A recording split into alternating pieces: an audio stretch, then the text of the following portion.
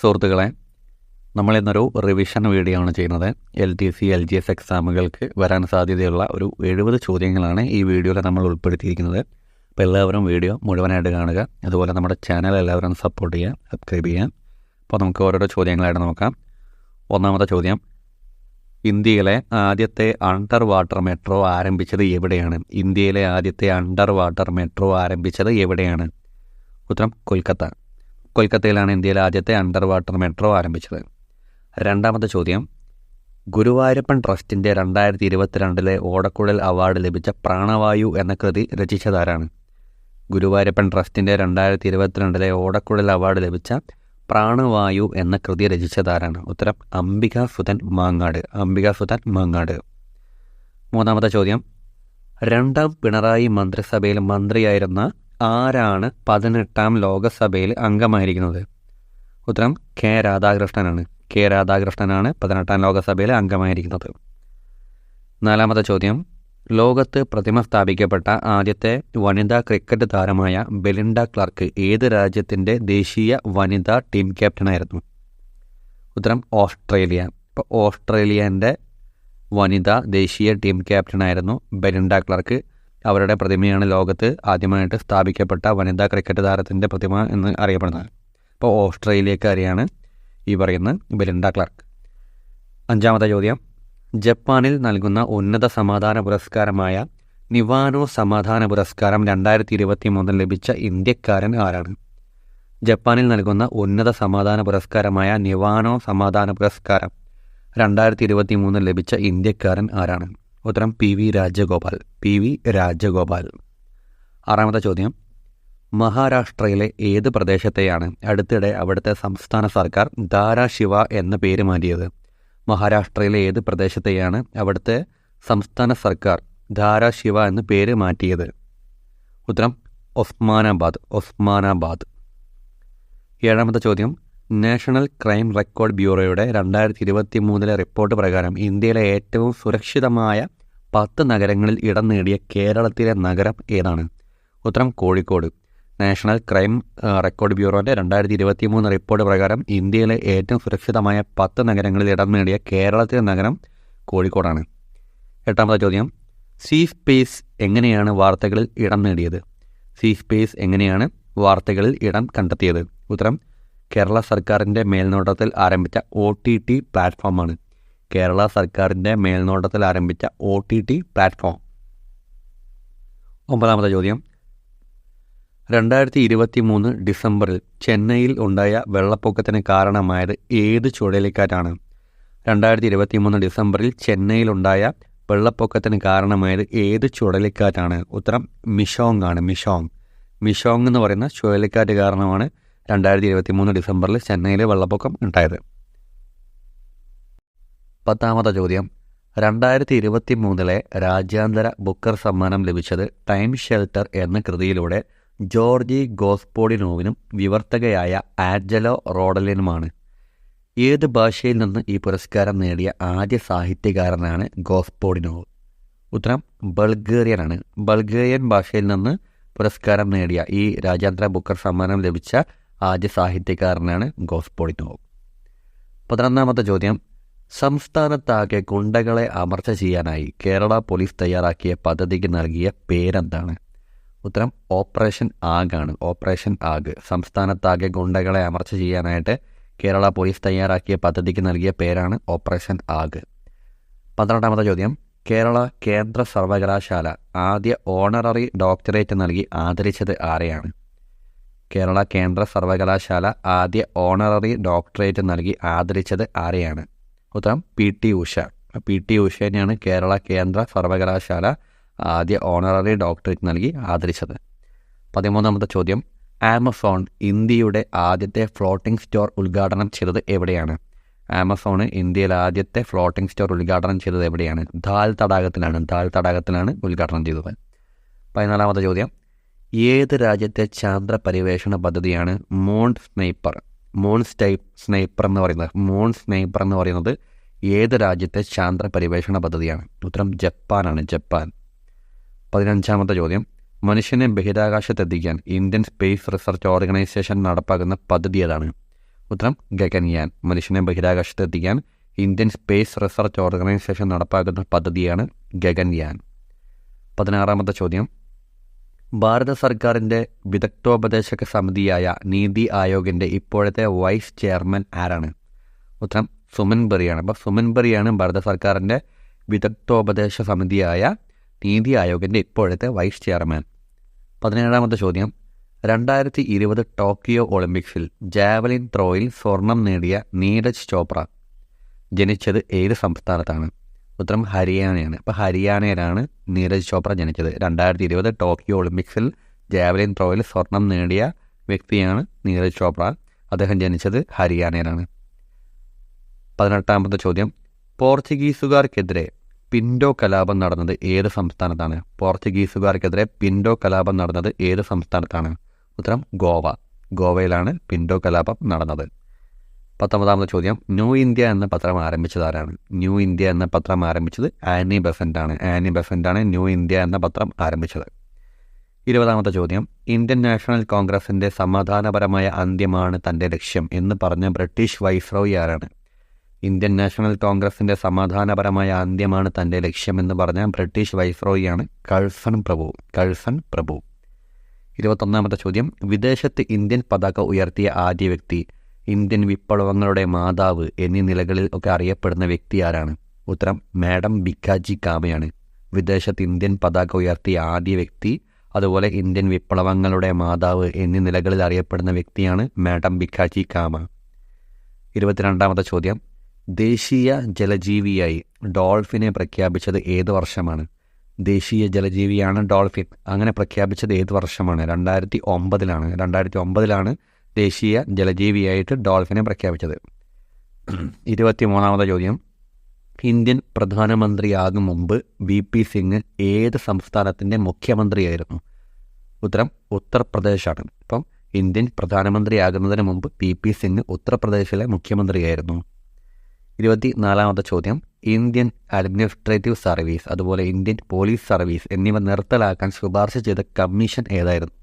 Indian administrative സർവീസും അതുപോലെ Indian police സർവീസും നിർത്തലാക്കാൻ വേണ്ടി ശുപാർശ ചെയ്ത കമ്മീഷൻ ഏതാണെന്ന് ചോദിച്ചാൽ ദേബാർ കമ്മീഷനാണ്. ദേബാർ കമ്മീഷൻ.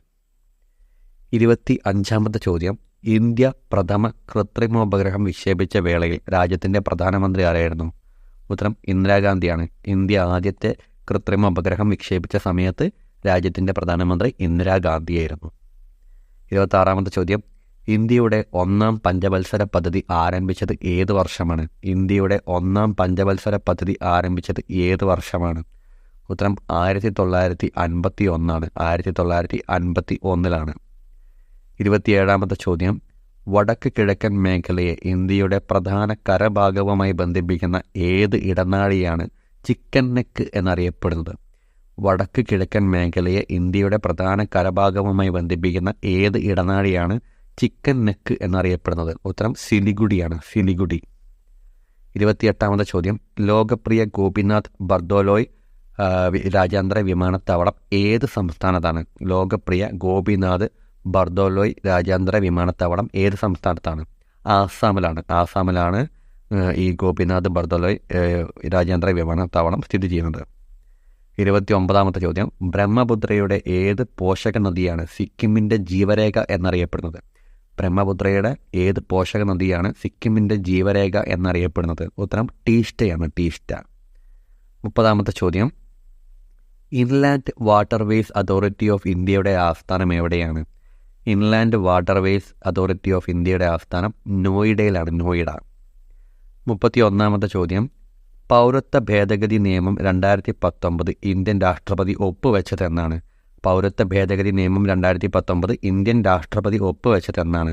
2019 ഡിസംബർ 12നാണ്. ഡിസംബർ 12. ആ ഡേറ്റ് ഓർത്ത് വയ്ക്കുക. 32ാമത്തെ ചോദ്യം, ഇന്ത്യൻ ഭരണഘടനയിലെ ഏത് ആർട്ടിക്കിളിലാണ് ലഹരി പാനീയങ്ങൾ, ലഹരി മരുന്നുകൾ എന്നിവയുടെ നിരോധനത്തെക്കുറിച്ച് പ്രതിപാദിക്കുന്നത്? ഇന്ത്യൻ ഭരണഘടനയിലെ ഏത് ആർട്ടിക്കിളിലാണ് ലഹരി പാനീയങ്ങൾ, ലഹരി മരുന്നുകൾ എന്നിവയുടെ നിരോധനത്തെക്കുറിച്ച് പ്രതിപാദിക്കുന്നത്? ആർട്ടിക്കിൾ 47ആണ്. ആർട്ടിക്കിൾ 47. 33ാമത്തെ ചോദ്യം, വിവരാവകാശ നിയമപ്രകാരം വിവരം ലഭ്യമാകാൻ സാധാരണ എത്ര രൂപയുടെ കോർട്ട് ഫീസ് സ്റ്റാമ്പ് പതിച്ച അപേക്ഷയാണ് നൽകേണ്ടത്? വിവരാവകാശ നിയമപ്രകാരം വിവരം ലഭ്യമാകാൻ സാധാരണ എത്ര രൂപയുടെ കോർട്ട് ഫീസ് സ്റ്റാമ്പ് പതിച്ച അപേക്ഷയാണ് നൽകേണ്ടത്? 10 രൂപയുടെ സ്റ്റാമ്പാണ് അതിൽ പതിപ്പിക്കേണ്ടത്, 10 രൂപ. 34ാമത്തെ ചോദ്യം, ന്യൂഡൽഹിയിലെ ധോൽപൂർ ഹൗസ് എന്തിൻ്റെ ആസ്ഥാന മന്ദിരമാണ്? ന്യൂഡൽഹിയിലെ ധോൽപൂർ ഹൗസ് എന്തിൻ്റെ ആസ്ഥാന മന്ദിരമാണ്? ഉത്തരം യൂണിയൻ പബ്ലിക് സർവീസ് കമ്മീഷൻ്റെ ആസ്ഥാന മന്ദിരമാണ് Dholpur house. Union public service കമ്മീഷൻ്റെ ആസ്ഥാന മന്ദിരമാണ് ധോൽപൂർ ഹൗസ്. 35ാമത്തെ ചോദ്യം, പോക്സോ ആക്ട് 2012 പ്രകാരം എത്ര വയസ്സിൽ താഴെയുള്ളവരെയാണ് കുട്ടി എന്ന നിർവചനത്തിൽപ്പെടുന്നത്? 18 വയസ്സിന് താഴെയുള്ള കുട്ടികളാണ്. 18 വയസ്സിന് താഴെയുള്ളവരെയാണ് കുട്ടി എന്ന നിർവചനത്തിൽപ്പെടുത്തുന്നത്. 36ാമത്തെ ചോദ്യം, ഷാജി എൻ കരുണൻ്റെ പിറവി, അതുപോലെ രവീന്ദ്രൻ്റെ ഒരേ തൂവൽ പക്ഷികൾ എന്നീ ചിത്രങ്ങൾക്ക് സംഗീത സംവിധാനം നിർവഹിച്ച സംവിധായകൻ ആരാണ്? ഉത്തരം ജി അരവിന്ദനാണ്, ജി അരവിന്ദൻ. 37ാമത്തെ ചോദ്യം, കേരളത്തിലെ ഏക ലയൺ സഫാരി പാർക്ക് ഏത് ജില്ലയിലാണ്? കേരളത്തിലെ ഏക ലയൺ സഫാരി പാർക്ക് ഏത് ജില്ലയിലാണ്? ഉത്തരം തിരുവനന്തപുരം. 38ാമത്തെ ചോദ്യം, പെരുന്തേനരുവി വെള്ളച്ചാട്ടം ഏത് നദിയിലാണ്? പെരുന്തേനരുവി വെള്ളച്ചാട്ടം ഏത് നദിയിലാണ്? ഉത്തരം പമ്പ. പമ്പയിലാണ് പെരുന്തേനരുവി വെള്ളച്ചാട്ടം സ്ഥിതി ചെയ്യുന്നത്. 39ാമത്തെ ചോദ്യം, ദക്ഷിണേന്ത്യയിലെ ആദ്യ റോക്ക് ഗാർഡൻ എവിടെയാണ്? ദക്ഷിണേന്ത്യയിലെ ആദ്യ റോക്ക് ഗാർഡൻ എവിടെയാണ്? ഉത്തരം മലമ്പുഴയാണ്. മലമ്പുഴയിലാണ് ദക്ഷിണേന്ത്യയിലെ ആദ്യത്തെ റോക്ക് ഗാർഡൻ സ്ഥിതി ചെയ്യുന്നത്. 40ാമത്തെ ചോദ്യം, PR ശ്രീജേഷ് ഏത് കായിക ഇനത്തിലാണ് ഒളിമ്പിക്സിൽ ഇന്ത്യയെ പ്രതിനിധാനം ചെയ്യുന്നത്? PR ശ്രീജേഷ് ഏത് കായിക ഇനത്തിലാണ് ഒളിമ്പിക്സിൽ ഇന്ത്യയെ പ്രതിനിധാനം ചെയ്യുന്നത്? ഉത്തരം ഹോക്കിയാണ്. ഹോക്കിയിലാണ് PR ശ്രീജേഷ് ഇന്ത്യയെ പ്രതിനിധാനം ചെയ്യുന്നത് ഒളിമ്പിക്സിൽ. 41ാമത്തെ ചോദ്യം, പദവിയിലിരിക്കെ അന്തരിച്ച കേരളത്തിലെ ആദ്യ മന്ത്രി ആരാണ്? പദവിയിലിരിക്കെ അന്തരിച്ച കേരളത്തിലെ ആദ്യ മന്ത്രി ആരാണ്? ഉത്തരം VK വേലപ്പനാണ്. VK വേലപ്പനാണ് പദവിയിലിരിക്കെ അന്തരിച്ച കേരളത്തിലെ ആദ്യത്തെ മന്ത്രി. 42ാമത്തെ ചോദ്യം, കേരളത്തിലെ ഏത് പ്രദേശമാണ് ആദ്യകാലത്ത് ബെറ്റിമനി എന്ന് വിളിക്കപ്പെട്ടിരുന്നത്? കേരളത്തിലെ ഏത് പ്രദേശമാണ് ആദ്യകാലത്ത് ബെറ്റിമനി എന്ന് വിളിക്കപ്പെട്ടിരുന്നത്? ഉത്തരം കാർത്തികപ്പള്ളിയാണ്. കാർത്തികപ്പള്ളിയാണ് പണ്ടുകാലത്ത് ബെറ്റിമനി എന്ന് വിളിക്കപ്പെട്ടിരുന്ന കേരളത്തിലെ പ്രദേശം. 43ാമത്തെ ചോദ്യം, കേരളത്തിലെ ഏത് വന്യജീവി സങ്കേതത്തിൻ്റെ ആസ്ഥാനമാണ് തൂണക്കടവിൽ സ്ഥിതി ചെയ്യുന്നത്? കേരളത്തിലെ ഏത് വന്യജീവി സങ്കേതത്തിൻ്റെ ആസ്ഥാനമാണ് തൂണക്കടവിൽ സ്ഥിതി ചെയ്യുന്നത്? ഉത്തരം പറമ്പിക്കുളമാണ്. പറമ്പിക്കുളത്തിൻ്റെ ആസ്ഥാനമാണ് തൂണക്കടവ്. 44ാമത്തെ ചോദ്യം, കേരളത്തിൽ ഏത് ജില്ലയിലെ പ്രദേശങ്ങളിലാണ് കുടിവെള്ള ശേഖരണത്തിനായി സുരംഗ കിണറുകളെ ആശ്രയിക്കുന്നത്? സുരംഗ കിണറുകളെ ആശ്രയിക്കുന്നത് കേരളത്തിലെ ഏത് ജില്ലയിലെ പ്രദേശത്താണ്? ഉത്തരം കാസർഗോഡ്. കാസർഗോഡാണ് ഈ സുരംഗ കിണറുകൾ കുടിവെള്ളത്തിനായിട്ട് ഉപയോഗിക്കുന്നത്. 45ാമത്തെ ചോദ്യം, ഏത് രാജാവിൻ്റെ കാലത്താണ് സ്വദേശാഭിമാനി രാമകൃഷ്ണ പിള്ളയെ നാട് കടത്തിയത്? ഏത് രാജാവിൻ്റെ കാലത്താണ് സ്വദേശാഭിമാനി രാമകൃഷ്ണ പിള്ളയെ നാട് കടത്തിയത്? ഉത്തരം ശ്രീമൂലം തിരുനാളിൻ്റെ കാലത്താണ്. ശ്രീമൂലം തിരുനാളിൻ്റെ കാലത്താണ് സ്വദേശാഭിമാനി രാമകൃഷ്ണ പിള്ളയെ നാട് കടത്തിയത്. 46ാമത്തെ ചോദ്യം, 1906 കോഴിക്കോട് തത്വപ്രകാശിക എന്ന സംസ്കൃത സ്കൂളും 1911 രാജയോഗാനന്ദ കൗമുദി എന്ന യോഗശാലയും സ്ഥാപിച്ച നവോത്ഥാന നായകൻ ആരാണ്? 1906 കോഴിക്കോട് തത്വപ്രകാശിക എന്ന സംസ്കൃത സ്കൂളും 1911 രാജയോഗാനന്ദ കൗമുദി എന്ന യോഗശാലയും സ്ഥാപിച്ച നവോത്ഥാന നായകൻ ആരാണ്? ഉത്തരം വാഗ്ഭടാനന്ദനാണ്. വാഗ്ഭടാനന്ദൻ. 47ാമത്തെ ചോദ്യം, തൻ്റെ ആശയങ്ങളെ പ്രചരിപ്പിക്കാനായി 1914 സാധുജന ദൂതൻ എന്ന മാസിക ആരംഭിച്ച സാമൂഹിക പരിഷ്കർത്താവ് ആരാണ്? ഉത്തരം പാമ്പാടി ജോൺ ജോസഫാണ്. തൻ്റെ ആശയങ്ങൾ പ്രചരിപ്പിക്കാനായിട്ട് 1914 സാധുജന ദൂതൻ എന്ന മാസിക ആരംഭിച്ച സാമൂഹിക പരിഷ്കർത്താവാണ് പാമ്പാടി ജോൺ ജോസഫ്. 48ാമത്തെ ചോദ്യം, മലയാള മനോരമ പത്രാധിപരായിരുന്ന മാമൻ മാപ്പിള ആരെയാണ് തിരുവിതാംകൂറിലെ കിരീടം വയ്ക്കാത്ത രാജാവ് എന്ന് വിശേഷിപ്പിച്ചത്? ഉത്തരം സി കേശവനെയാണ്. സി കേശവനെയാണ് ഈ മാമൻ മാപ്പിള തിരുവിതാംകൂറിലെ കിരീടം വയ്ക്കാത്ത രാജാവ് എന്ന് വിശേഷിപ്പിച്ചത്.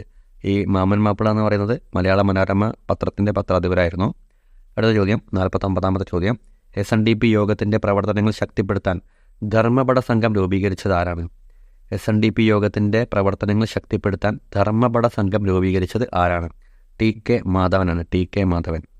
50ാമത്തെ ചോദ്യം, MT വാസുദേവൻ നായരുടെ ഏത് കൃതിയിലെ കഥാപാത്രമാണ് ഭ്രാന്തൻ വേലായുധൻ? MT വാസുദേവൻ നായരുടെ ഏത് കൃതിയിലെ കഥാപാത്രമാണ് ഭ്രാന്തൻ വേലായുധൻ? ഉത്തരം ഇരുട്ടിൻ്റെ ആത്മാവ്. ഇരുട്ടിൻ്റെ ആത്മാവ് എന്ന് പറയുന്ന കൃതിയിലെ കഥാപാത്രമാണ് ഭ്രാന്തൻ വേലായുധൻ. അത് എഴുതിയത് MT വാസുദേവൻ നായരാണ്. 51ാമത്തെ ചോദ്യം, സംഘകാല കൃതികളിൽ ഇന്ദ്രവിഴ എന്ന് വിശേഷിപ്പിക്കപ്പെട്ട ഉത്സവം ഏതാണ്? സംഘകാല കൃതികളിൽ ഇന്ദ്രവിഴ എന്ന് വിശേഷിപ്പിക്കപ്പെട്ട ഉത്സവം ഏതാണ്? ഉത്തരം ഓണമാണ്. ഓണത്തിനെയാണ് സംഘകാല കൃതികളിൽ ഇന്ദ്രവിഴ എന്ന പേരിൽ വിശേഷിപ്പിച്ചിരുന്നത്. 52ാമത്തെ ചോദ്യം, ഏത് സ്ഥാപനത്തിൻ്റെ ആസ്ഥാന മന്ദിരമാണ് അന്തരീക്ഷ ഭവൻ? അന്തരീക്ഷ ഭവൻ ഏത് സ്ഥാപനത്തിൻ്റെ ആസ്ഥാന മന്ദിരമാണ്? ഉത്തരം ISRO. ISROയുടെ ആസ്ഥാന മന്ദിരമാണ് അന്തരീക്ഷ ഭവൻ. 53ാമത്തെ ചോദ്യം, ഓസ്കാർ പുരസ്കാരവും ഭാരതരത്നയും ലഭിച്ച ഏക ഇന്ത്യക്കാരൻ ആരാണ്? ഓസ്കാർ പുരസ്കാരവും ഭാരതരത്നയും ലഭിച്ച ഏക ഇന്ത്യക്കാരൻ ആരാണ്? ഉത്തരം സത്യജിത്ത് റായിയാണ്. സത്യജിത്ത് റായിയാണ് ഓസ്കാർ പുരസ്കാരവും ഭാരതരത്നയും ലഭിച്ച ഏക ഇന്ത്യക്കാരൻ എന്നറിയപ്പെടുന്നത്. 54ാമത്തെ ചോദ്യം, നാഷണൽ എൻവയോൺമെൻറ്റൽ എഞ്ചിനീയറിംഗ് റിസർച്ച് ഇൻസ്റ്റിറ്റ്യൂട്ടിൻ്റെ ആസ്ഥാനം എവിടെയാണ്? നാഷണൽ എൻവയോൺമെൻറ്റൽ എഞ്ചിനീയറിംഗ് റിസർച്ച് ഇൻസ്റ്റിറ്റ്യൂട്ടിൻ്റെ ആസ്ഥാനം എവിടെയാണ്? നാഗ്പൂരാണ്. നാഗ്പൂർ. 55ാമത്തെ ചോദ്യം, പ്രശസ്ത മലയാളി ശാസ്ത്രകാരി ഡോക്ടർ ജാനകി അമ്മാൾ ഏത് ശാസ്ത്ര മേഖലയുമായി ബന്ധപ്പെട്ടിരിക്കുന്നു?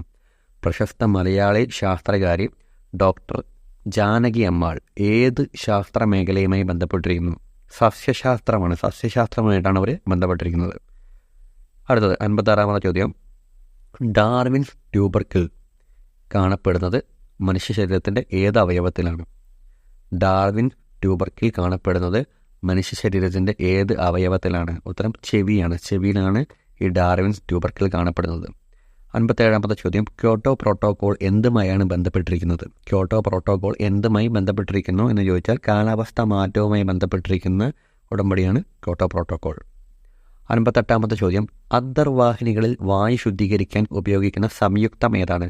അന്തർവാഹിനികളിൽ വായു ശുദ്ധീകരിക്കാൻ ഉപയോഗിക്കുന്ന സംയുക്തമാണ് സോഡിയം പെറോക്സൈഡ്. സോഡിയം പെറോക്സൈഡാണ് അന്തർവാഹിനികളിൽ വായു ശുദ്ധീകരിക്കാനായിട്ട് ഉപയോഗിക്കുന്ന സംയുക്തം. 59ാമത്തെ ചോദ്യം, പഴങ്ങൾ കൃത്രിമമായി പഴുപ്പിക്കാൻ ഉപയോഗിക്കുന്ന കാൽസ്യം സംയുക്തം ഏതാണ്? പഴങ്ങൾ കൃത്രിമമായി പഴുപ്പിക്കാൻ ഉപയോഗിക്കുന്ന കാൽസ്യം സംയുക്തം ഏതാണ്? കാൽസ്യം കാർബൈഡാണ്. Calcium carbide. കാൽസ്യം കാർബൈഡാണ് പഴങ്ങൾ കൃത്രിമമായി പഴുപ്പിക്കാൻ ഉപയോഗിക്കുന്ന കാൽസ്യം സംയുക്തം. 60ാമത്തെ ചോദ്യം, ഫാരൻഹീറ്റ് സ്കെയിൽ പ്രകാരം ശുദ്ധജലത്തിൻ്റെ തിളനില എത്ര ഫാരൻഹീറ്റാണ്? ഫാരൻഹീറ്റ് സ്കെയിൽ പ്രകാരം ശുദ്ധജലത്തിൻ്റെ തിളനില എത്ര ഫാരൻഹീറ്റാണ്? 212 ഫാരൻഹീറ്റാണ്. 212 ഫാരൻഹീറ്റ്. 61ാമത്തെ ചോദ്യം, മോട്ടോർ വാഹനങ്ങളിലെ ബാറ്ററികളിൽ ഉപയോഗിക്കുന്ന ആസിഡ് ഏതാണ്? സോറി, അവിടെ തെറ്റിപ്പോയാണ്. ആസിഡ് ഏതാണെന്നാണ്. ബാറ്ററികളിൽ ഉപയോഗിക്കുന്ന ആസിഡ് ഏതാണ്? സൾഫ്യൂരിക് ആസിഡാണ്. മോട്ടോർ വാഹനങ്ങളിലെ ബാറ്ററിയിൽ ഉപയോഗിക്കുന്ന ആസിഡ് സൾഫ്യൂരിക് ആസിഡാണ്. അപ്പോൾ അവിടെ കറക്റ്റായിട്ട് വായിക്കണം. ആസിഡ് ഏതാണെന്നാണ് ചോദ്യം. സൾഫ്യൂരിക് ആസിഡാണ്. 62ാമത്തെ ചോദ്യം, ഏത് ലോഹത്തെ കൈകാര്യം ചെയ്യാൻ ഉപയോഗിക്കുന്ന യൂണിറ്റാണ് ഫ്ലാസ്ക്? അപ്പോൾ നമ്മളിത് കോഡ് വെച്ച് പണ്ട് പറഞ്ഞിട്ടുണ്ട്. മെർക്കുറിയാണ്. നമ്മൾ അമ്പലത്തിലേക്ക് ഫ്ലാസ്കായിട്ട് പോയിട്ട് ഹോസ്പിറ്റലിൽ പോണ വഴിക്ക് അമ്പലത്തിൽ പോയിട്ട് കുറി വാങ്ങിക്കുന്നു. ആ പോണ വഴിക്ക് ഫ്ലാസ്ക് കയ്യിൽ വെച്ചിട്ടുണ്ടായിരുന്നു. നമ്മൾ ഹോസ്പിറ്റലിലേക്ക് ചായ കൊണ്ടുപോകാൻ വേണ്ടിയിട്ടുള്ള രീതിയിൽ നമ്മൾ ഓർത്ത് വെച്ചിരുന്നു. അപ്പോൾ നമ്മൾ കോഡും കണക്ഷൻസും ഉള്ളൊരു പ്ലേലിസ്റ്റ് ഉണ്ട്. അത് എല്ലാവരും ഒന്ന് കണ്ടു നോക്കുക.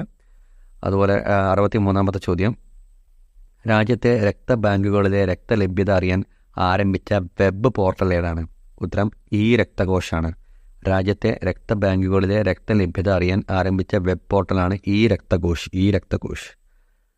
64ാമത്തെ ചോദ്യം, കേരള സർക്കാർ നടപ്പാക്കിയ അല്പം ശ്രദ്ധ ആരോഗ്യമുറപ്പ് ഈ പദ്ധതി ഏതുമായി ബന്ധപ്പെട്ടിരിക്കുന്നു? കേരള സർക്കാർ നടപ്പാക്കിയ അല്പം ശ്രദ്ധ ആരോഗ്യമുറപ്പ് എന്ന ഈ പദ്ധതി ഏതുമായി ബന്ധപ്പെട്ടിരിക്കുന്നു? ജീവിതശൈലി രോഗങ്ങളുമായി ബന്ധപ്പെട്ട പദ്ധതിയാണ്. ജീവിതശൈലി രോഗങ്ങളുമായി ബന്ധപ്പെട്ട പദ്ധതിയാണ്. 65ാമത്തെ ചോദ്യം, സംസ്ഥാനത്തെ ആദ്യ ആൻറ്റിബയോട്ടിക് സ്മാർട്ട് ഹോസ്പിറ്റലായ കക്കോടി കുടുംബാരോഗ്യ കേന്ദ്രം ഏത് ജില്ലയിലാണ്? കക്കോടി കുടുംബാരോഗ്യ കേന്ദ്രം കോഴിക്കോട് ജില്ലയിലാണ്. സംസ്ഥാനത്തെ ആദ്യ ആൻറ്റിബയോട്ടിക് സ്മാർട്ട് ഹോസ്പിറ്റലായിട്ടുള്ള കക്കോടി കുടുംബാരോഗ്യ കേന്ദ്രം കോഴിക്കോട് ജില്ലയിലാണ്.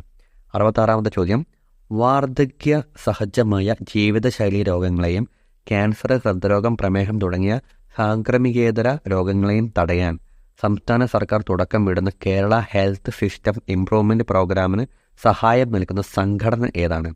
ലോകബാങ്കാണ്. ലോകബാങ്കാണ് സഹായം നൽകുന്നത്. 67ാമത്തെ ചോദ്യം, ഏത് രോഗത്തിനെതിരെയുള്ള ബോധവൽക്കരണ ചിഹ്നമായാണ് പിങ്ക് റിബൺ ഉപയോഗിക്കുന്നത്? അപ്പോൾ പിങ്ക് റിബൺ ഉപയോഗിക്കുന്നത് സ്തനാർബുദത്തിന് എതിരെയുള്ള ബോധവൽക്കരണ ചിഹ്നമായിട്ടാണ്. അപ്പോൾ സ്തനാർബുദത്തിനെതിരെയുള്ള ബോധവൽക്കരണ ചിഹ്നമായിട്ടാണ് പിങ്ക് റിബൺ ഉപയോഗിക്കുന്നത്. 68ാമത്തെ ചോദ്യം, സന്ധികളിൽ യൂറിക് ആസിഡ് അടിയുന്നത് മൂലമുണ്ടാകുന്ന രോഗം ഏതാണ്? സന്ധികളിൽ യൂറിക് ആസിഡ് അടിയുന്നത് മൂലമുണ്ടാകുന്ന രോഗം ഏതാണ്? ഉത്തരം ഗൗട്ടാണ്. അപ്പം സന്ധികളിൽ യൂറിക് ആസിഡ് അടിയുന്നത് മൂലം ഉണ്ടാകുന്ന രോഗമാണ് ഗൗട്ട്. 69ാമത്തെ ചോദ്യം, രാത്രിയിൽ മാത്രം രക്തപരിശോധന നടത്തി നിർണ്ണയിക്കുന്ന രോഗമാണ് മന്ത്. രാത്രിയിൽ മാത്രം രക്തപരിശോധന നടത്തി നിർണ്ണയിക്കുന്ന രോഗമാണ് മന്ത്. 70ാമത്തെ ചോദ്യം, നമ്മളെ അവസാനത്തെ ചോദ്യം, കേരളത്തിലെ ആദ്യ സമ്പൂർണ്ണ ആരോഗ്യ സാക്ഷരതാ ഗ്രാമം എന്ന വിശേഷണം ഏതിനുള്ളതാണ്? കേരളത്തിലെ ആദ്യ സമ്പൂർണ്ണ ആരോഗ്യ സാക്ഷരതാ ഗ്രാമം എന്ന വിശേഷണം ഏതിനുള്ളതാണ്? ഉത്തരം മുല്ലക്കരയാണ്. മുല്ലക്കരയാണ് കേരളത്തിലെ ആദ്യ സമ്പൂർണ്ണ ആരോഗ്യ സാക്ഷരതാ ഗ്രാമം. ഓക്കെ, അപ്പോൾ നമ്മൾ 70 ചോദ്യങ്ങളാണ് ഇപ്പോൾ നോക്കിയത്. നമ്മൾ ഇത് ഇമ്പോർട്ടൻസ് ആയിട്ട് നമ്മൾ റെഫർ ചെയ്തപ്പോൾ നോട്ട് ചെയ്ത ക്വസ്റ്റ്യൻസ് ആണ്. അപ്പം എല്ലാവരും കണ്ടു നോക്കുക, അഭിപ്രായങ്ങൾ അറിയിക്കുക, ചാനൽ എല്ലാവരും ഒന്ന് സപ്പോർട്ട് ചെയ്യാൻ. അതുപോലെ നമ്മൾ കോഡുകൾ മാത്രമുള്ളൊരു പ്ലേലിസ്റ്റ് ക്രിയേറ്റ് ചെയ്തിട്ടുണ്ട്. അപ്പം അതിൽ കൂടുതൽ കണക്ഷൻസും കാര്യങ്ങളൊക്കെ ഉൾപ്പെടുത്തിയിട്ടുണ്ട്. അപ്പോൾ എല്ലാവരും കണ്ടു നോക്കുക, അഭിപ്രായങ്ങൾ അറിയിക്കുക. അപ്പോൾ താങ്ക് യു.